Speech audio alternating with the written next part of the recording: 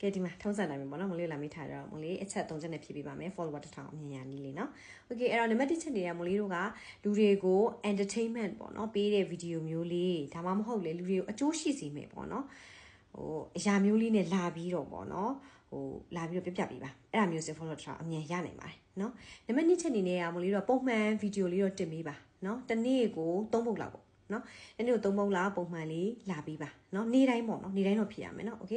အဲ့တော့နောက်ဆုံးချက်အနေနဲ့ကမိုးလေးတို့အချိန်မှန်တော့ဖြစ်ရမယ်နော်ဟိုဘယ်လိုချိန်မျိုးလဲဆိုရင်လူတွေကြည့်များတဲ့ချိန်မျိုးပေါ့7နာရီ3နာရီပြီးတော့9နာရီ9နာရီတို့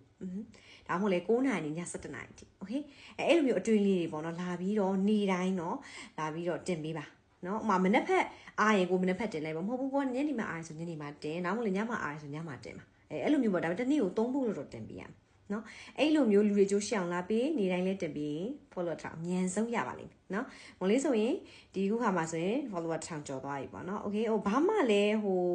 boost မလုပ်ဘူးခု TikTok ကလည်း boost တွေလုပ်နေကြလုံးလို့ရတယ်ပေါ့နော်မလေးဘာမှမလုပ်ပါဘူးရှင် okay ဒါမဲ့အမြန်ဆုံးလေးရိုက်ခဲ့တယ်ပေါ့နော် okay အဲ့တော့လုပ်ကြည့်ပါ okay နော်အကျိုးရှိတာလူတွေအတွက်အကျိုးရှိတာလေး entertainment ဖြစ်စေတဲ့ဟာမျိုးတွေလုပ်ရင်1000အမြန်ဆုံးရနိုင်ပါတယ် okay အဲ့တော့နောက်ထပ်လူတွေရှိလို့နောက်ထပ်ပြောကြမလေးတော့ပြန်ဆက်ကြရမယ်မလေးကတော့ coach မလေးပါ